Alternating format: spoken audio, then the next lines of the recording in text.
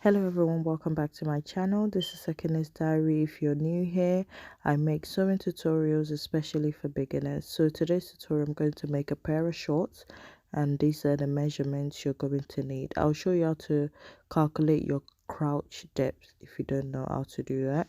So we're starting off with our starting line. I like to use a starting line so it's nice and equal, and I'm just marking 2 inches from the starting line, and that will be our elastic casing space. I just like to make the pattern on the paper first before actually, well, sometimes like to do that before marking it straight on the fabric, so I could just reuse the pattern over and over. And also it's just, I think it's clearer when I'm making a video. So that starting line, that will be our waistline, and that space will be our elastic casing. Sorry, the writing is reversed because I'm using the front of my camera. So I'm just checking the measurements. I've got all the measurements on my little book just there, and I'm just marking the short length. So that's the length of the shorts, which is 10 inches for my daughter. Like I said, she's 3 years old. So if you have a 3-year-old, you can sort of use the same measurement. But my daughter is tiny though. So it depends on how big your child is. But I think it's best to just do your own measurement. That's the beauty of sewing your own clothes, so you can get it to fit nice and perfect. Now I'm just marking the same allowance. I'm marking 1 inch for the same allowance at the bottom of the shorts. You can do 1 or 2 inches depending on how wide you want your seam allowance to be. I'm just doing 1 inch, so I mark that. I like to do little dots when I'm marking or trying to draw a straight line, so it can be as straight as possible, because I don't know how to draw a straight line. So that's the short length, and that's the same allowance. You can see short length. Right, moving on to the next part, we're going to mark the quarter of our hip measurement. My daughter's hip measurement is 24 inches. Divided by 4 is 6. So I've marked out 6 inches. Now I'm just adding 1 inch for ease. You don't want the shorts to be too tight. So to have enough space to move around, I've added 1 inch for ease. So that makes it 7 inches. Now, to mark the crouch depth, you only need the quarter of your hip measurement, and that will be your crouch depth, which in my daughter's case is 6 inches, because 24, which is a hip measurement, divided by 4, that's 6 inches. So that's your crouch depth. Your crouch depth is basically your hip measurement divided by 4, and there you have it. So I've just marked it down, and that's our crouch depth. Not depth. Anyways, I don't feel well, guys. So now we're just marking the same 7 inches on that crouch depth, and we're just going to draw a straight line across like so.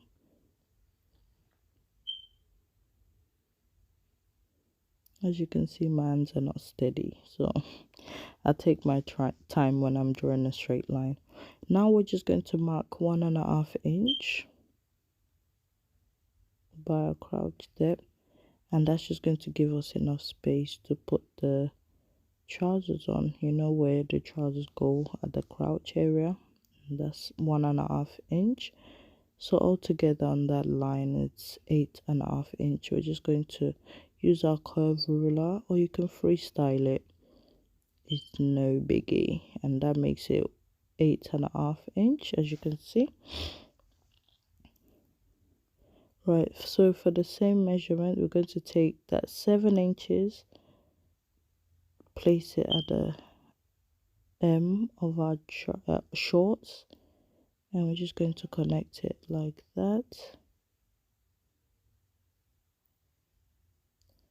Okay, and that's about it. I'm just going to draw a straight line just to connect the waist. And there you have it. Just cut out your pattern, and we're just going to, this is the front pattern. We're going to make the back pattern after this. The only difference with the back pattern is we're going to add a bit more to the crouch area. So that's the front pattern done.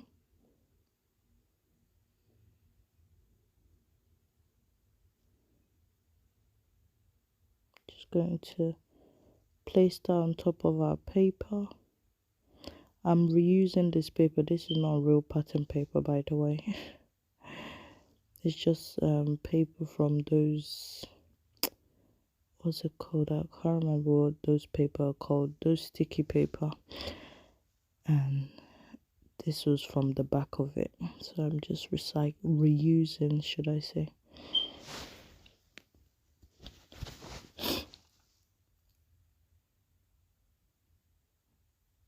So I'm just placing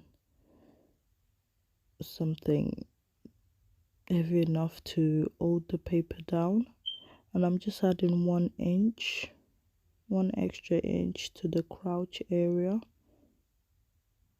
That's the only difference from the back to the front. I'm just adding that and connecting it. You can pin your pattern paper down so it stays in place if you feel like it's moving, or you can always use a pin to pin it down whilst you do this. I'm just tracing the front to the back, and that's it. And we're just going to trace the rest. So that's the only thing, that's the only difference between the front and the back. It's just the crouch area. Take your time to trace this.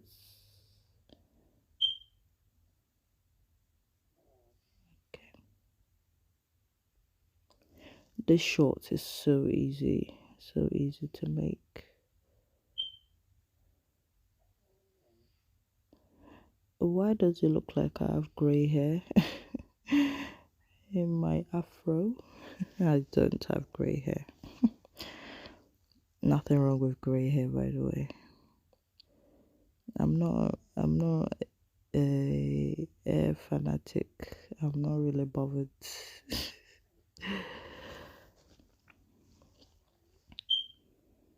So yeah, that's the back pattern. So I'm just going to label front and back, and I'm just putting my daughter's name on it so I know for next time. So get your fabric, fold it, fold your fabric in two like that, and just place your pattern, the straight edge, place on the folded part of the fabric.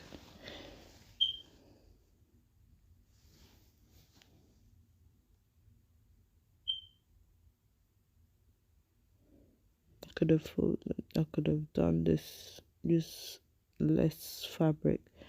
I think I wasted fabric in this, you know, that could have gone back a bit more, but here we go. So I'm just going to pin my pattern to the fabric.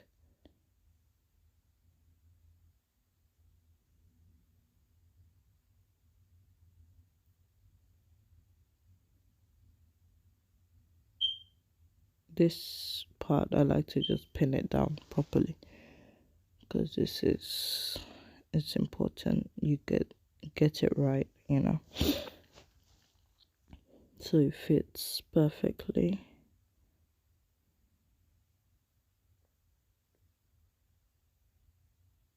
And I'm just adding half an inch for seam allowance to the sides.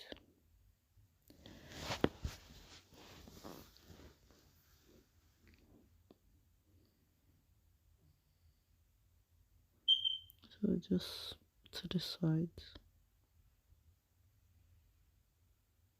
Okay, not at the bottom, just at the side.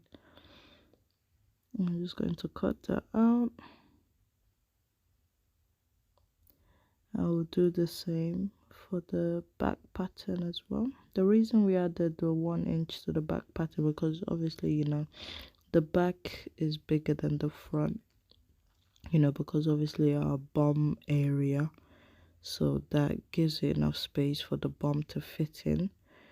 I think if your child is wearing nappy, you might want it maybe a bit bigger, maybe 1.5 or 2 inches. Yeah.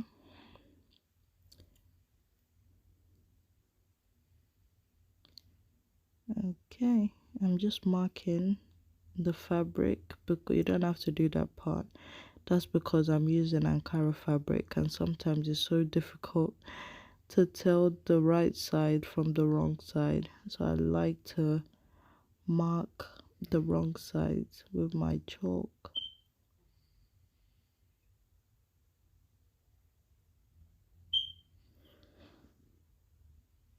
Okay, so that's the front and that's the back. I'm just going to fold the pattern like so, the fabric like this, right sides facing each other.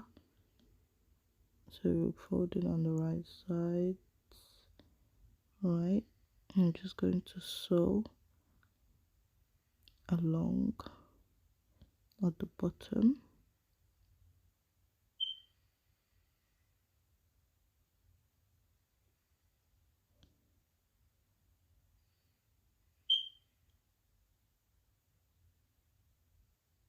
Like that.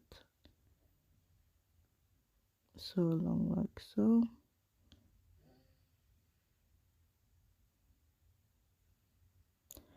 Now we're going to join the two together. So one is on the wrong side and the other one will be turned to the right side.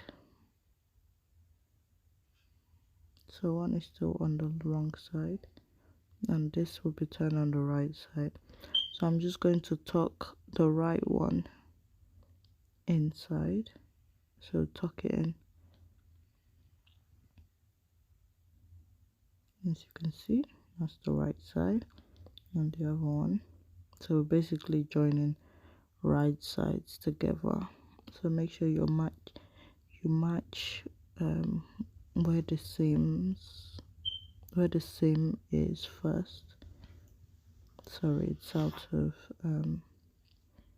shot, but I'm just basically attaching both of them together. So I'm just opening up the seam allowance like that so it stays nice and flat when I sew it. So you join at the seam first and just pin it down.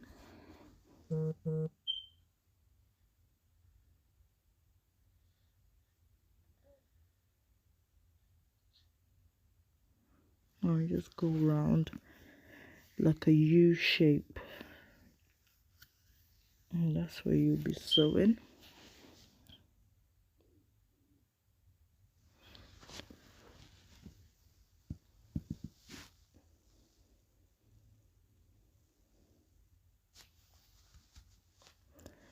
I hope you're enjoying this video so far, and I hope you find it easy to follow. If you do, please leave a comment below. If you like this video, do not forget to give it a thumbs up, and if you think anyone might benefit from watching this video, then please do not hesitate to share.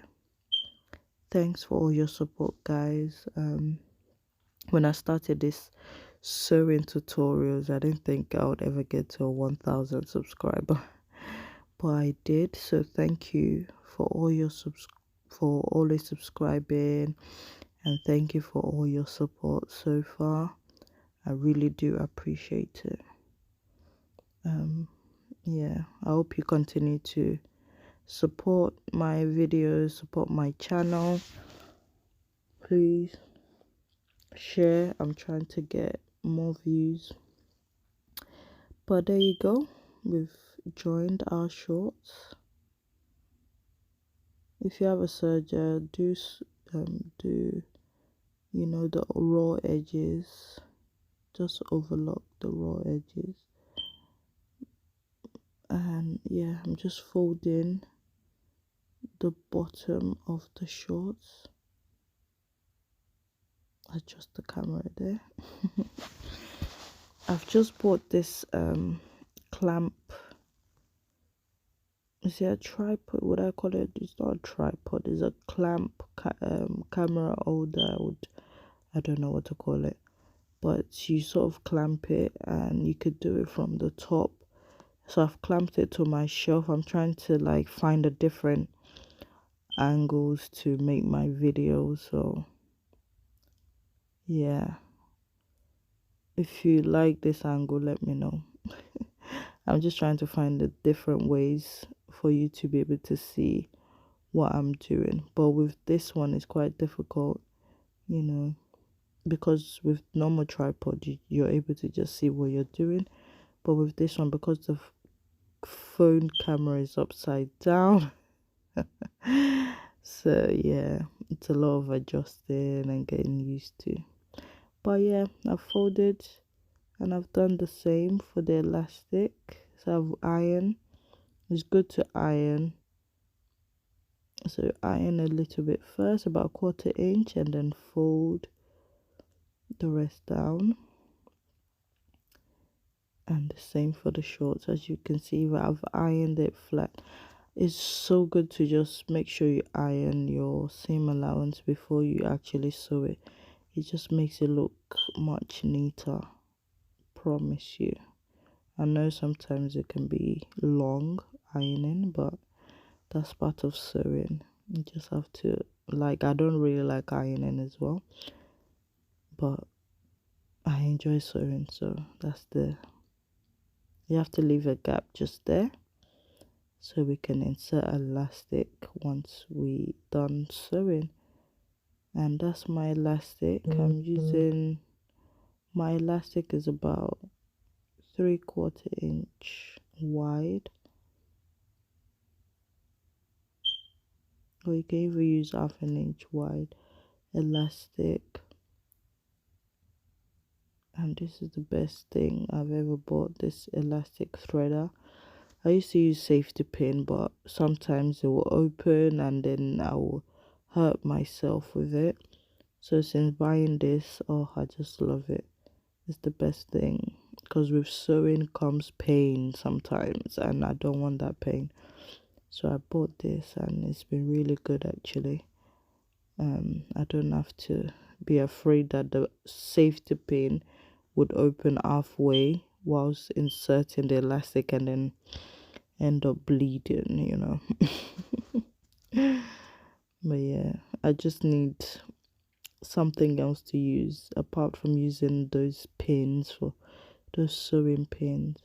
I do have clips, but there's some things that you sew that you're just not able to use the clips for. So I'm hoping there's something else, someone will come up with something that you can use instead of these pins. They're deadly, that's all I'm gonna say. But yeah, for now I'm just gonna have to put up with it till I find something else. If there's anything else that I don't know about, please do share with me, because honestly these pins can be so deadly at times. I'm just inserting the elastic, and this is the last part, to be honest, and we're done really. I'm just going to zigzag stitch our elastic, just go back and forth about 3 times just to secure it, and then close up the casing. And that's it really. I hope you've enjoyed this video. Please do not forget to comment, like, and share. And your shorts is done. I think I'll try and make one for myself. My 10-year-old daughter too wants one, but I haven't been feeling well, so I haven't had time to do much sewing. But yeah, there you have it. I hope you've enjoyed this video. Thanks for watching till the end. Just trim off any excess.